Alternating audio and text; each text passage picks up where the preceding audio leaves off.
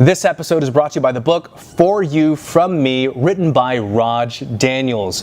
I featured Raj on episode 88 of the podcast and can genuinely say he's one of the most uniquely interesting and wise people I have ever met. He has a way of teaching practical advice through his captivating style of storytelling. I think of the book For You From Me as a lens to see the world in a more empowering way, as well as a practical guidebook to develop an effective life strategy. So make sure to check out the book For You From Me at rajdaniels.com. That's rajdaniels.com. Welcome everyone back to the Pathways to Success podcast. In the studio today, I have Dr. Hollen Meyer, who is a doctor of chiropractic, an entrepreneur, a transformational speaker, amongst many other things. Dr. Hollen, welcome to the podcast. How are you? Thanks for having me. I'm doing great. Yeah, no, you are one of the busiest women alive. We've been rescheduling this conversation now for months, so I'm so excited to have you on the podcast. Yes, thanks for having me. I'm excited. Yeah. So a few things I wanted to mention about you to our viewers before we kind of jump into our conversation. Okay. You are the creator of Own Your Health Revolution, an online wellness program for the mind, body, and spirit. You're the creator of multiple revenue streams for doctors. And of course, you're a transformational speaker, educator, influencer, and entrepreneur. You have been featured multiple times on CBS and various magazines as well. Yes. So thank you for coming on the show. So one of the pillars of the Pathways to Success is this idea of wellness, both for mind, body, and spirit. And that's why I was so excited for you to share your expertise on the podcast. Sure. So tell us a little bit more about yourself, Dr. Hollen, as far as kind of what you're up to nowadays. Sure. As far as from a business perspective, which everything we do has to do with health as well, right? But from a business perspective, after I graduated from school, I actually was an employee, an associate doctor, worked for somebody, and that didn't last too long because I knew I was definitely destined for so much more. Yeah. And then started my own practice and eventually hired some associates to work with us. But what I really realized in that whole process was I dreamed of being my own boss, right? And then that way there's no cap on the ceiling for what we can make and who we can help. But I quickly realized all I did was create a job for myself. Yeah. And then I was actually tied down to one location, and really my ability to have a greater impact was limited. And so anyway, started to develop more of a team around me and developing leaders, which is important to me, developing leaders around me so that we can have even a massive impact on the planet and continue to help more people. So now I'm in a position, it's a bit of a transformation. The end of 2007, beginning of 2018 has been quite the transition period for me. Transitioning from seeing patients 24/7 to backing up into more of the business aspect of things and learning to work with more and more doctors and what we're doing so that we can just continue to expand our reach. Gotcha, okay. How did you, I know this is kind of going backwards a little bit, but how did you start to develop like a passion for wellness, I guess? Where did this come from? Where did this come from? I've always had a desire to help people. Yeah. Always. I've always been the go-to person my whole life for people, just for anything, it seems like. And through college, I think I had every major on the planet in the beginning. And my mom actually said, why don't you just go on TV? Why don't you just be on TV and be a news anchor or something like that? And so that's what I went with. Yeah. And while I loved a lot about that, it was just so inundated with negativity, and that just kind of pumping up some stories, and that just wasn't my nature.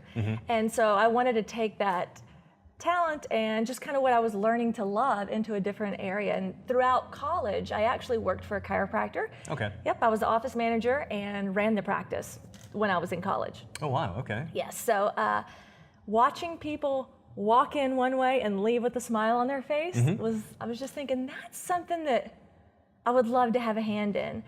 And my sister is actually a chiropractor as well. She's a few years older than me. Yeah. And the reality is, I'm a slow learner, okay? And since she was in chiropractic school, that's the one thing I did not want to do. Really? Okay. I wanted to kind of have my own thing, And so I really tried to detest becoming a chiropractor for a long time. But At the end of the day, that's what I was destined for. That's where my heart is. Yeah. And I love the idea of being proactive with your health instead of reactive with your health. Right. And instead of medications and drugs being the only solution, there's so many more things that we can do that don't have a lot of the side effects and kind of the other side of things that we can do to keep us healthy. So that's Gotcha. really what attracted me to healthcare, but specifically chiropractic, because instead of just medicating symptoms, we want to get to the root of the issue. And I guess just for definitions for our viewers, like help us kind of understand what chiropractic is in that subset of healthcare.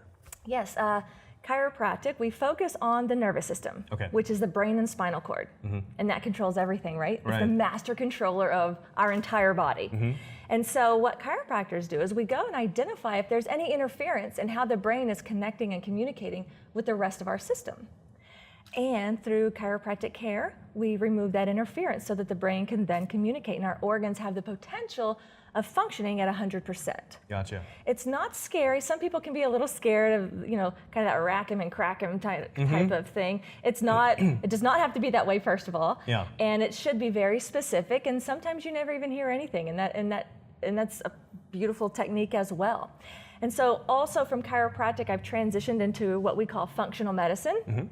So functional medicine, we kind of bridge the gap between conventional healthcare with medication and chiropractic. So with that, we help people reverse disease processes with our team. So we have medical doctors, nurse practitioners, chiropractors. So together, collaboratively, Yeah. working together, we're able to utilize very strategic testing and also treatment, which is all natural as well, to help begin to reverse these chronic disease processes like type Gotcha. 2 diabetes and stuff like that it's just not necessary. Gotcha. So it's like really like a holistic approach that you It is, and take it's to wellness. It is, and it's so Yeah. cool to see different specialties working together for the patient to be the number one priority. Yeah.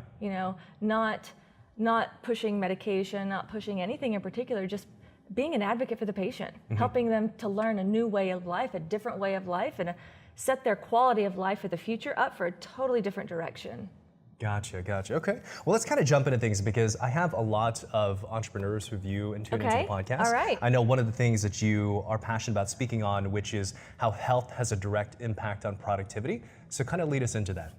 Yes, I am such a strong advocate for your health Yeah. having a direct impact on how productive we can be. Yeah. So often we're busy, but not necessarily productive, right? So that's one little aspect. But when it comes to health, a lot of times entrepreneurs, they can be pretty healthy, but sometimes we get so busy that, and we're into, the words of like grinding it out. And Sure, yeah. we take pride in that. But at the same time, we can't forget to eat. Right. We can't forget to sleep. And we can't forget to do some proactive things like getting your labs done, getting blood work done and stuff like that. And so I think it's just important that we also take the time to make ourselves a priority because we can only be our best and give people our best. We can only give people our best when we are our best, right, yeah. And even the corporate world is taking hold to this a lot more and more as well. You'll see a lot of times stand-up desks, the work environment is not that cubicle, hunched forward, everything down like Sure, this. yeah. We want to get people up and moving because activity is where you keep your brain going, And then also things like you eat lunch and then you just have a crash in the afternoon. That's not keeping your brain functioning either. So we want to learn about what the adrenal glands do. That's basically our stress gland. It helps with our circadian rhythm, which is a fancy way of saying our internal clockwork. We should wake up feeling rested, ready to rock and roll. And then it should gradually decline throughout the day and be lowest at night so we can rest, recover, regenerate, and do it all over again. Yeah. So things like getting your lab tests done, even if you're healthy, right? Even you and me, we're healthy, we look healthy, doesn't mean we are in the inside, She's talking about me. Yeah. No, I really don't know that. But we've done a lot of damage to ourselves over the years, Yeah. whether it is growing up, I ate Pop-Tarts and stuff like that for breakfast, Yeah. and just a lot of sugary foods growing up. And then in college, I had a little bit of fun. Yeah. And then, and even nowadays, we do grind, and we push, we push the envelope. And so even nowadays, even though we might look good, you can't outwork a bad diet. Yeah. And I say that because even though on the outside things might look like that's what everyone wants to look like, we have to make sure that internally that our liver is functioning properly, the adrenals, the thyroid, that our body's functioning, and we're setting ourselves up for success in the long run. Yeah. Yeah. So I'm curious, what are maybe like 1 or 2 habits that people can create that will actually move the needle to increase their productivity specifically? Awesome. Can I give you 3 things? Sure, yeah, absolutely. I think in 3s also, yeah. Okay, so I'm going to start with something that's very easy, but for some reason difficult for us, and that's drinking water. Drinking water, okay, yeah. Okay, so easy. It doesn't cost a whole lot of money either. But the ultimate goal is going to be half your body weight in ounces of water. What we're talking about there is, even if you're not up to half your body weight in ounces of water, if we can at least calculate how much water you're drinking now, and just give yourself a little bit of a stretch goal so that it's challenging but still realistic for you. Yeah. That way you can at least get closer and be sure to track your progress. So about the water, I think most everyone has heard that before, but what are some true benefits of being fully hydrated? Like, what are the things that people will have as outcomes as a result of more water intake? Yeah, you know, our body's made up of mostly water. Yeah. So if we're not getting water, then we certainly can't be functioning properly. Okay, so even from brain function, you might find if you're dehydrated or not drinking enough water, you might get a little headache. Okay, that's absolutely going to slow you down. Yeah. And I'm sure many of your viewers, me being one of them, we cannot handle being slowed down. Right. Okay, so water is so simple. Also, it keeps you young and looking healthy. Yeah. You know, as we're dehydrated, just like if fruit, if the juice comes out of the fruit, it starts getting wrinkly, right? Dried fruit or raisin. Okay. Same thing for the human body then, yeah. Yeah, so this is probably going to be the most impactful thing to move the needle on this for people to get moving is your skin, you're going to start looking old way too quick. Yeah, okay. So, there you go. Yeah, and so that's usually what gets people moving the best. And also a third thing for drinking water, if some people tend to have bowel issues or constipation or anything like that, just increasing your water intake can help you become more regular in that. Yeah. And as far as like different kinds of water, like I'm no health expert by any means, but what is it? There's like iodized water. What is that? There's a bunch of different kinds of water, and if we can we can become very complicated on this. I love the KISS method. KISS. Keep it simple, and I say silly. Yeah. So with this, if you want to just drink water, period, is better for you, but out of the tap, you're going to get a lot of contaminants in there. Really? Okay. Yes. Yeah. And so also what I like to do is drink alkaline water. Alkaline water, that's what I was thinking, not iodized. If you want to keep it simple. Does that exist? Yeah. There are a bunch of different types of water out there. Right. A bunch of systems, and some of them are great, some of them are expensive, and some of them are snake oil, okay? but alkaline water, you can get that at the grocery store, okay? And also drinking water from very soft plastic is not ideal. The harder the plastic into glass is much better for you, because you'll see like things that say BPA free and stuff like that. Yeah. All those chemicals, they leach into the water. So that's true. My mom was right. Yeah. Moms are usually always right. She's you like, know that, don't right? leave your water bottle in the car. Yeah. So it actually gets into it, right? The harder the plastic is, glass would be ideal. Gotcha. Okay, awesome. Okay. So that was the first one, water? That was the first one, yes. The next one is eat as much raw food as you can. Tell me more. I'm all about diet, so yeah. Good, because I mean, God gave us everything that we possibly need already. Okay, so if we have to do something to the food in order for it to be edible, that's already can become a problem. Right. Okay, and so if we can eat as much raw food, and even if it's not totally raw, even if it's at least in the same form as whenever if you can grow it, pick it, gather it, kill it, fish it, you know, that's the type of food that we want to eat the majority of. Yeah. If it comes from a plant, that's a good sign. If it has to go to a plant before you can eat it, like wheat, to become bread. Not good. Not good. Yeah. Okay, so as close to the original form as when it was grown or killed or gathered, that would be ideal. Is that what the paleo diet is, or no? Yeah, that's very similar to what the paleo diet is. Yeah. So I'm a big proponent of paleo style of eating, and nowadays it's so great because there's become such a good, it's become mainstream now, right? It's such a buzzword these days. And that buzzword is actually a really good one. You know, if you don't know where to start, if you just Google that and some recipes there, that's a fantastic place to start. Yeah. So you don't cook at all, or?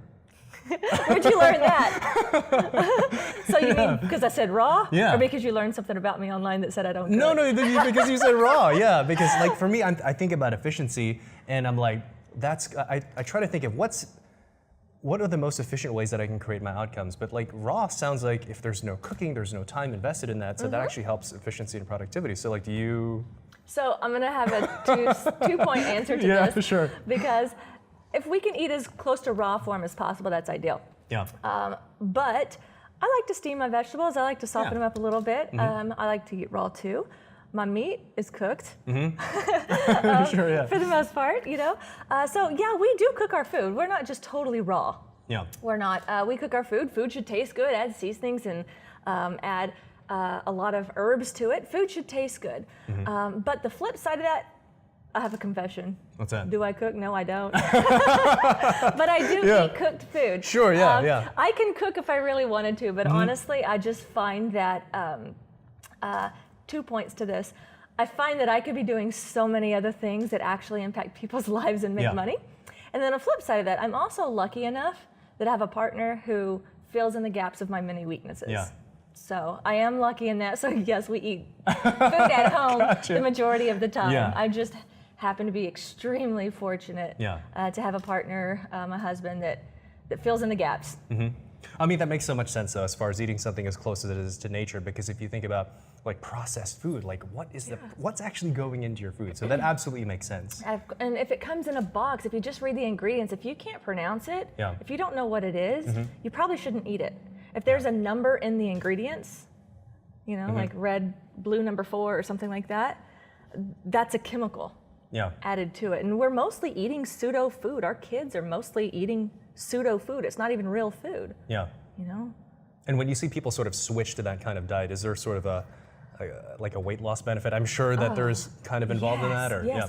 People notice they had no idea that eating healthy could or even should taste good. Yeah. Right? It actually should taste good. It doesn't have to be this bland, nasty chicken and just like plain chicken with plain broccoli every day. Right. You know, and I mean, that stuff is good, but there's ways to make it taste good too. So, but yeah, they have weight loss as a benefit. And really the goal is not necessarily to lose weight, but if you just eat right, the body balances out. I lost 30 pounds in that process. 30 pounds? Yes. Are you serious? Yes, I live this Wait, stuff. is your before and after pictures posted online? No. Can we put them in the show? 30 pounds, that's crazy. I honestly have searched for pictures of me because I want to show people that was just from the diet? I've lived this story. Or with exercise as well? Exercise as well. Okay, yeah. One thing you got to understand about me, I'm go hard or go home 100%, 110%, sure. Or I'm not even going to do it. Yeah. I thought it'd be a good idea to train for a marathon. Really? Too, yeah. Which is not healthy for us. But I just picked one of the most difficult things most people never do in their lifetime, and so I thought I'd do that. And you did it. But yeah, so people lose weight by eating right, you know, eating real food. A big one is mental clarity. You know, people just start, it's like that allergy commercial where it's all hazy and then they peel off the layer on the lens or whatever, and it's clear. Clarity of thinking, weight loss, bowel movements become regular, their energy levels. It's just their quality of life. It's more than just, I feel better. It's now I get to actually enjoy my kids. You know, I'm not waiting for the day to be done. I'm actually hoping I can enjoy the entire day and get everything out of it. And I sleep better now. Yeah. So all those things. Gotcha. Okay, so water, eating raw, and what's kind of the third tip you would say from a health perspective to increase our productivity?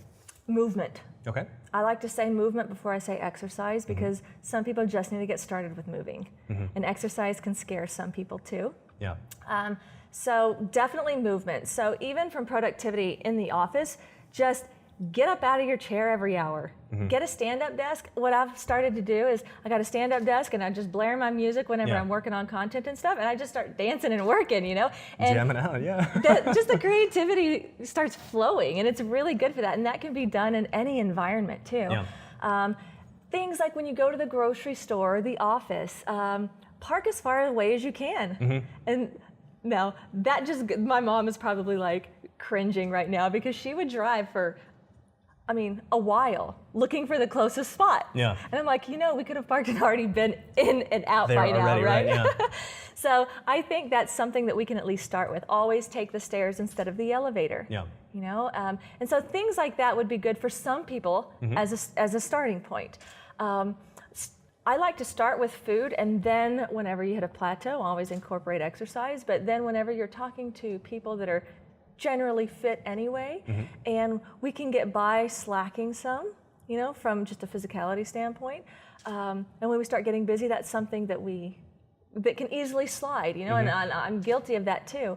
But moving every single day, it doesn't mean exercising every single day, but at least stretch every day, and give yourself a goal, whether you exercise 3 or 4 times a week, and track your progress on water, on food, on exercise. The things you track, you'll see progress in. Yeah. So we even have we color code. So me and my husband, we operate through a calendar. We communicate through a calendar, and we'll highlight with our water. We'll put little tick marks on the water. Exercise, we'll have blue for exercise. And we just need to make sure we have, so let's just say if exercise is in blue, we need to make sure we have more blue days than not.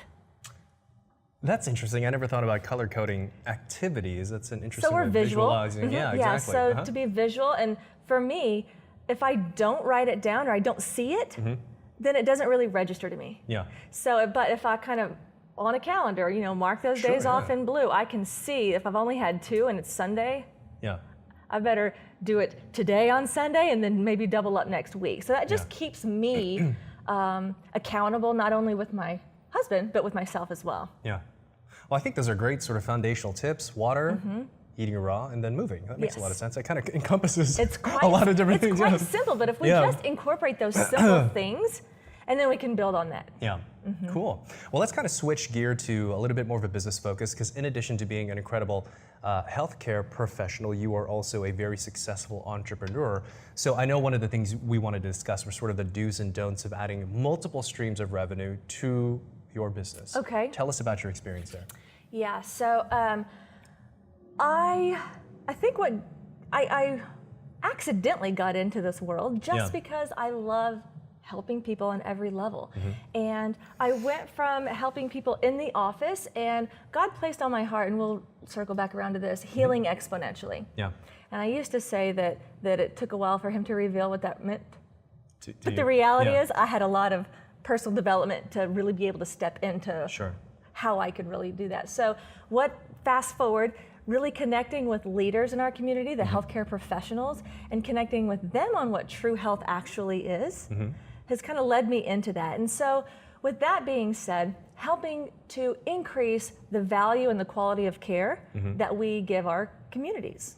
Okay, and so I have a unique experience to incorporate different things into my practice, see what works, see what doesn't, make sure the people that we're working with, it's legal and ethical, number one, it's good for the patients, and then it also makes money too. There's nothing wrong with any of those things. And so I'm able to incorporate that into the practice and really iron out the kinks. And then I've just created this network around me of just truly from my heart helping people. And I think that they know that I'm not just trying to, I'm not just a salesperson. I'm like, I'm a master connector. These folks worked with me, and I've really learned and I love the way that they operate, so let me connect you with them. And then I've also just kind of volunteered myself to some degree, turned it into a business to help them implement that. Interesting. Can you give us some kind of examples of what that might sort of look like? Because the business itself is the chiropractic business, right? You are serving patients in that way. The functional medicine piece. So what are some of those things that kind of sprouted off from those?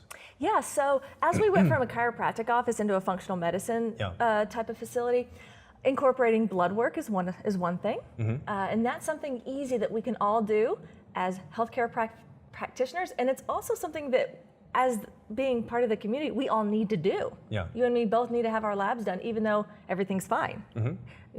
Because that tells us the things we don't see and we don't feel. And so incorporating lab work into certain doctors' offices is new for them. Some doctors already do lab work. Yeah. Okay, some doctors already do that, but they refer out. So I'm able to coach them and teach them how to bring that in-house without adding just such a huge amount of overhead, and really look at that into how can we develop what you're already doing into a business model instead of referring it all out.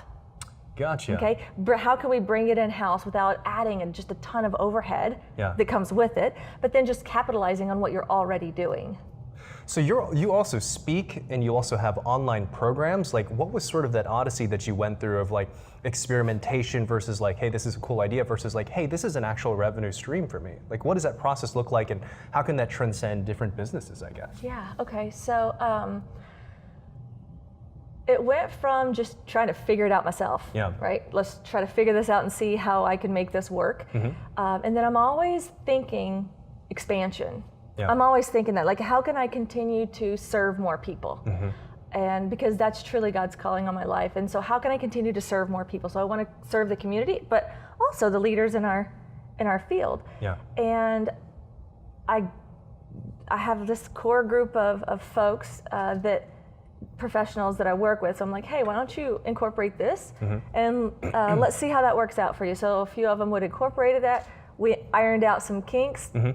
And just the implementation, because very few people actually implement what they hear on this podcast, right? And that's the difference between the movers and the shakers and the existers. It's action, okay, And so we ironed out the kinks, and it just became, hey, let me tell more people about this. So I started telling more people about this, and I'm just a master connector and networker, and I began to create a wave just in telling people about this. And then the services, the people that provided the services of what we were using connected with me and were like, hey, let's do something here, because you're really creating some business for us. I think if we're able to make some kind of agreement, then of course it would help me be more, what's the right word, motivated to just continue to do that.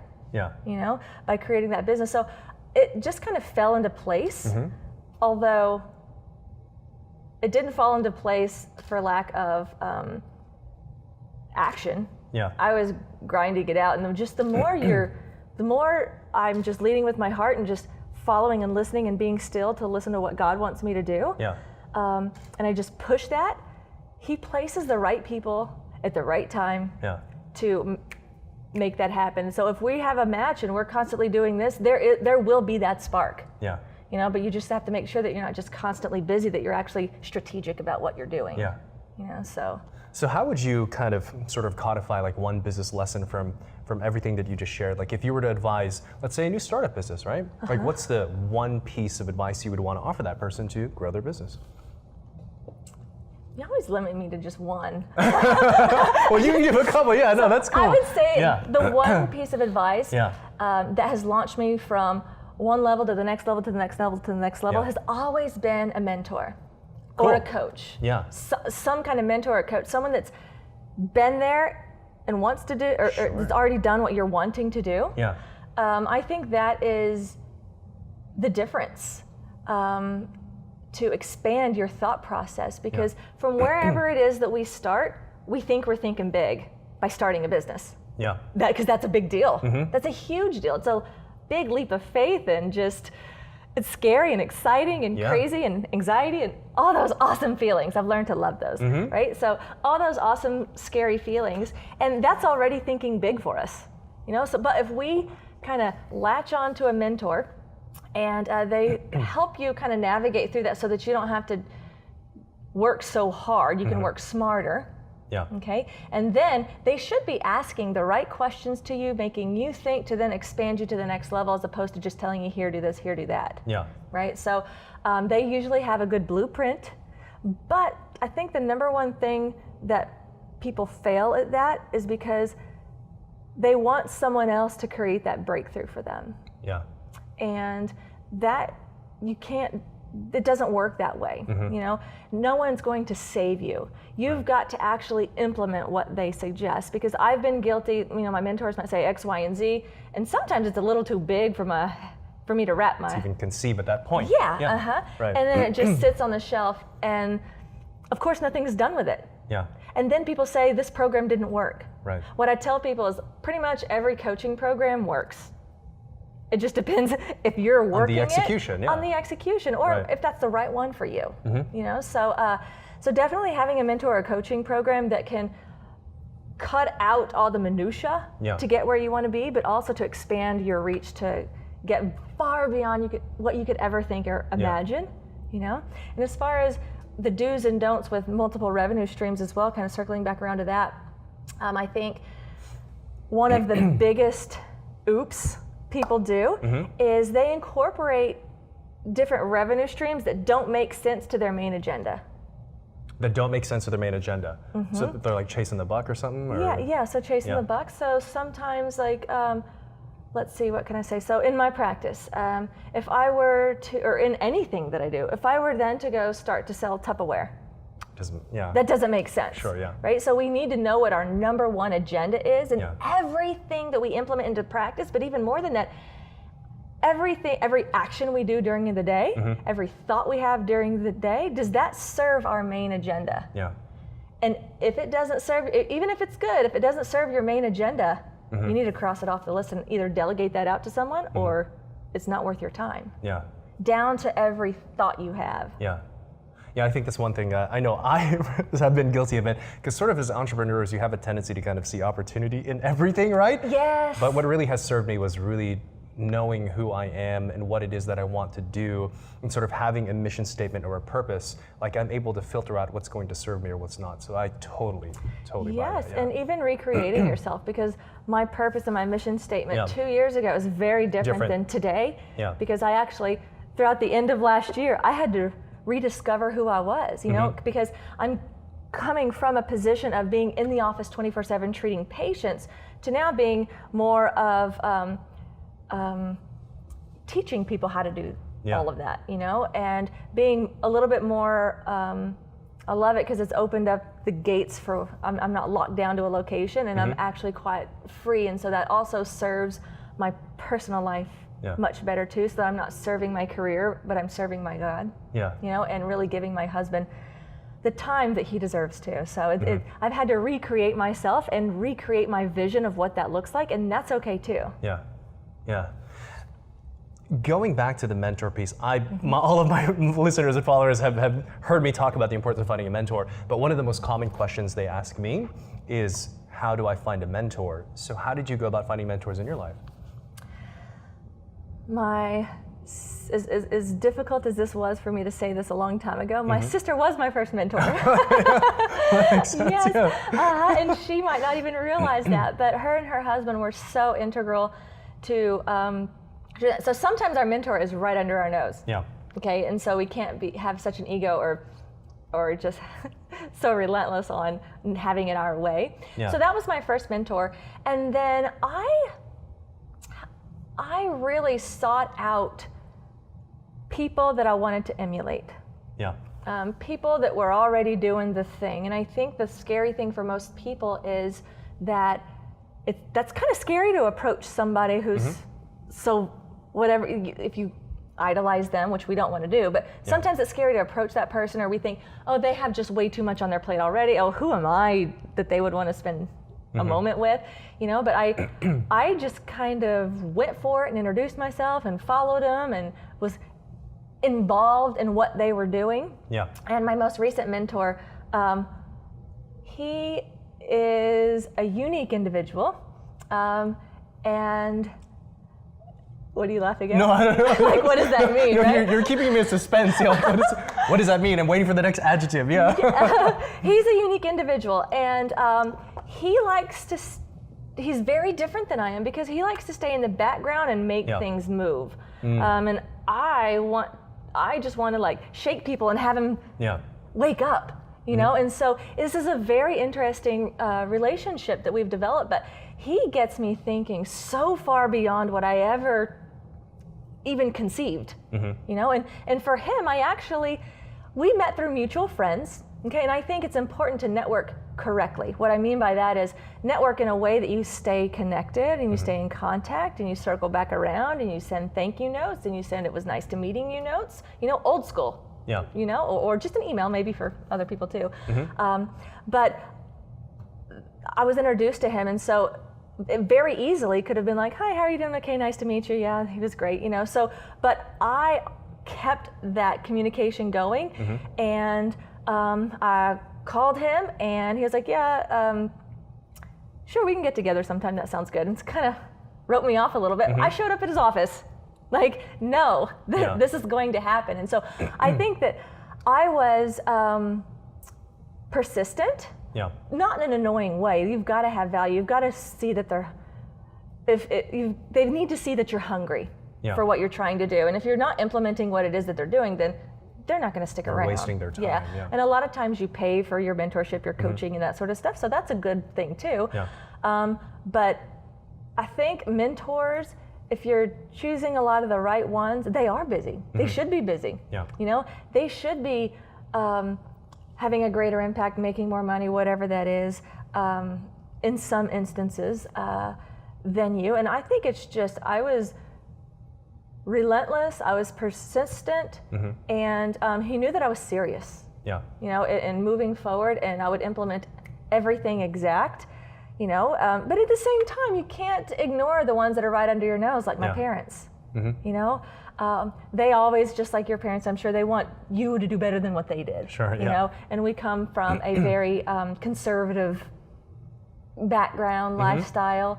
The people that had money were usually those people, and we had a little bit of a stigma about that. So I had to break a lot of those stigmas in order for me for that even to be an option for me, you know. But they keep me humble, they keep me grounded, and they have done so much as far as believing in me and wanting the best for me, being my greatest cheerleaders. My dad was my #1 coach throughout my whole life from sports, you know, and he taught me how to be persistent. He taught me so many tough lessons. Yeah. So, yeah. I love it. I love it.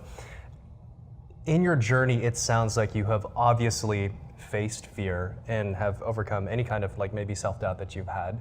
Can you give us some of the best tips that you could share with our audience how to overcome self-doubt and fear? I would love to. Yeah. I love teaching anybody, but specifically women, talking with women about this. But I think some things to overcome fear and that negative self-talk is what I do is I look in the Bible and I see who God says that I am. Yeah. You know, He's the authority on everything. And so I even write those words down, you know, and that way, anytime I have something negative that come into my headspace, I replace it with something positive, you know, sometimes double time. And I even do this with my inner circle and my friends and my colleagues. If I hear you say something negative about anything, I'll stop you and I'll make you right on the spot tell me 2 positive things, you know. So if you had something negative about yourself, say, oh, I have big hips, I don't like my hips, or whatever it is. Yeah. You have that problem, don't you? I do have that problem. I actually do, yeah. I'm just teasing. No, but then I'll make them say something positive about themselves, and sometimes it's hard for people. So you might just say you like your hair, you know, or I like the fact that I'm still working at it every single day, you know. Try to find something positive to say. So even on like going on stage, sometimes it's like, who am I to be able to go on stage? Like, what do I have to share? Why would they want to listen to me? Yeah. And so those are some of the things that I think a lot of your listeners and myself that we really can get in the trap. Yeah. You know, and so learn who God says that you are. Surround yourself with people that speak life into you. Okay, and I think that's important even from a mentorship perspective. And then just work hard, know your and do it. You know? Because whenever you just work hard and you know what you're talking about, you know what you're doing, just go do your thing. Just be the best at what you do. Yeah. You know, and then that self-doubt comes into play. Do 10 push-ups and get on stage. Like, there's no time for that. Yeah. You've heard the saying, the quote, I don't even know who says it, but there's no thought that lives in your head rent-free. You know? That doesn't live rent-free. Oh, that's interesting. I haven't heard it said that way, but yeah. Okay. Interesting. Because you're right, because it is taking away your focus. It takes away space, positive or negative, and you can choose that. Yes. Yeah. Yeah, and so I have just little phrases that I constantly read. What's your and go favorite back to. My favorite one, let's see, I'm trying to visualize some of them that I've got. Let's see. I've got one that says, because I have this, it's like a paragraph that I read every morning, kind of like affirmations. Yeah. And one that I think that I relate to most is, I really just refer back to, who does God say you are? Yeah. Who does God say you are? Who does God say you are? And then I just turn on some Christian music, and that just fills my spirit right back up. Because in all honesty, what helps me the best, this is one that I have written down. It's not about you. It's about... Boom. It's not about you. Yeah. Why are you so focused on you? What you're trying to do is actually reach people. I believe that. You know? I believe and that. show people who God is, and show people what their potential of life actually is. And so it's actually not about me. If you just do the hard work and you just show up and you have faith, God will give you the words. Yeah. He's got this already. It's already planned out. And it's not about you. You can mess up, and that's actually the cool authenticity. That's what people are going to love about it anyway. Yeah, sure. You know, and so I talk myself that way, you know? And really the one-liner I have to put me into perspective and my humbleness is, it's not about you. Yeah. Period. So don't be so focused on if you're going to have the right words, if your hair looks right, if all that kind of stuff. Who are you? It doesn't matter who I am. Look how big my God is. Yeah. I believe that on many different levels, so thank you for sharing that. So let's kind of close out with that. It's very obvious that your faith plays a very important role to everything that it is that you do. So tell us a little bit more about the importance of your faith in business. Now more than ever. Yeah. Now more than ever. I think growing up, and even in the last few years, most of my life, with the exception of the last few years, I have been caught into having faith in God, but really pronouncing that publicly in retrospect. Yeah. You know, because that part's easy. You know, X, Y, and Z happened. Yay me! I got an award. Yes, and that's because, you know, God's placed great people in my life. Blah blah blah blah blah. So in retrospect, it's very easy to give God all the glory. Yeah. In that way. In the last couple years, I've really focused on not just personal development, but my spiritual development. Yeah. And learning who God says I am, and learning who God is, and learning what faith really is, learning how to put God first, and then everything follows. Last year, my word for the year was align. You know, Align. Keep the alignment correct.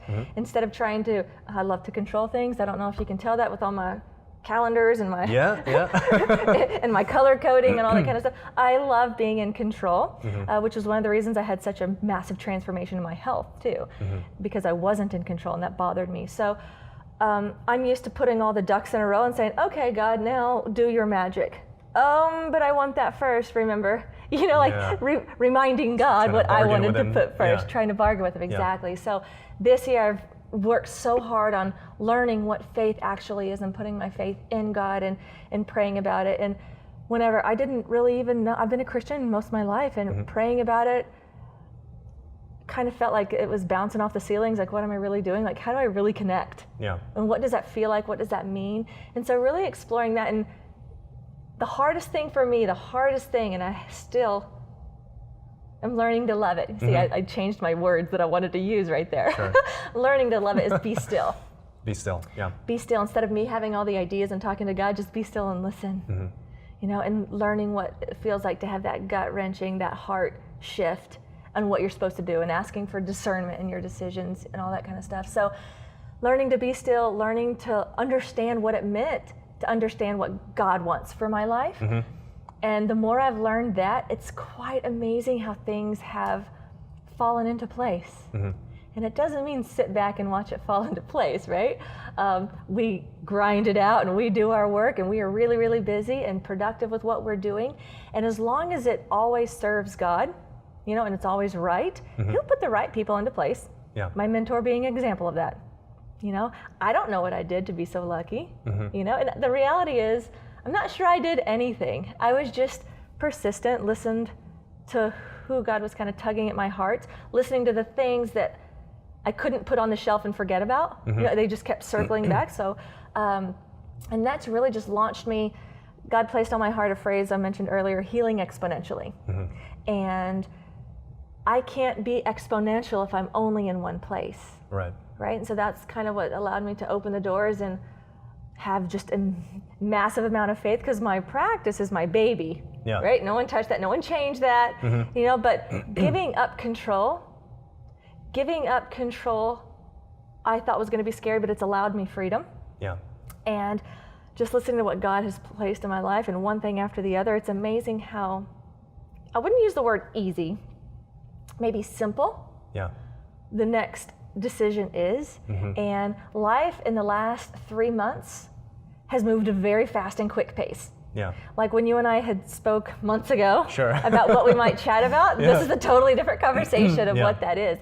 And I'm very proud of that, because there's growth.